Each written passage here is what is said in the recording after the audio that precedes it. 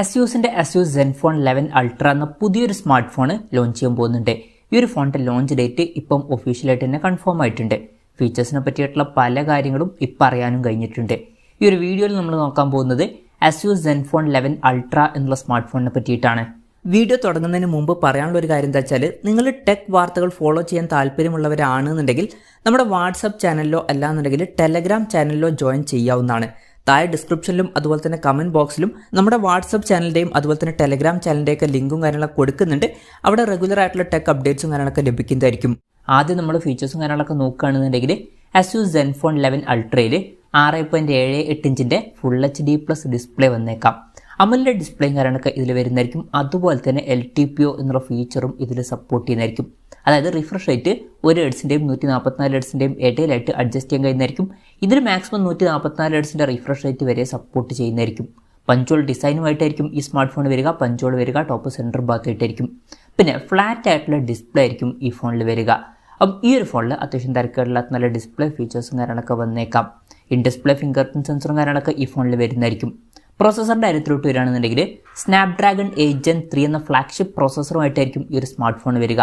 ഇത് സ്നാപ്ഡ്രാഗണിൻ്റെ ഏറ്റവും ലേറ്റസ്റ്റ് ആയിട്ടുള്ള ഫ്ലാഗ്ഷിപ്പ് പ്രോസസ്സറാണ്. ബെസ്റ്റ് ആയിട്ടുള്ള പെർഫോമൻസും കാര്യങ്ങളൊക്കെ ഇതിൽ വരുന്നതായിരിക്കും. പിന്നെ 5G സപ്പോർട്ടും കാര്യങ്ങളൊക്കെ ഈ ഫോണിൽ വന്നേക്കാം. 16 GB റാം വരെ ഇതിൽ വരുന്നതായിരിക്കും. അതുപോലെ തന്നെ 1 TB ഇൻറ്റേർണൽ വരെയും ഇതിൽ വന്നേക്കാം. LPDDR5Xൻ്റെ റാമും UFS 4.0 സ്റ്റോറേജ് ടൈപ്പും ഇതിൽ വരുന്നതായിരിക്കും. പിന്നെ പൊതുവെ ഫ്ലാഗ്ഷിപ്പ് ലെവലിൽ വരുന്ന ഫോണുകളിൽ 3.5mm ഓഡിയോ ജാക്ക് കാണാറില്ല. പക്ഷേ ഈ ഒരു ഫോണിൽ 3.5mm ഓഡിയോ ജാക്ക് വരുന്നതായിരിക്കും.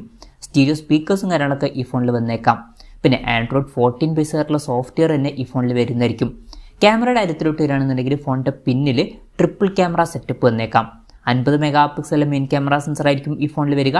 ഇത് സോണി IMX890യുടെ മെയിൻ ക്യാമറ സെൻസർ ആയിരിക്കും. പിന്നെ 13 മെഗാപിക്സലിൻ്റെ ഒരു അൾട്രാ വൈഡ് ആംഗിൾ ലെൻസും ഈ ഫോണിൽ വരുന്നതായിരിക്കും. 32 മെഗാപിക്സൽ ഒരു ടെലിഫോട്ടോ ലെൻസും വന്നേക്കാം. ഇതിൽ 3x ഒപ്റ്റിക്കൽ സൂം ഒക്കെ സപ്പോർട്ട് ചെയ്യുന്നതായിരിക്കും. ഫ്രണ്ടിൽ 32 മെഗാപിക്സൽ സെൽഫി ക്യാമറ വരാനാണ് സാധ്യത.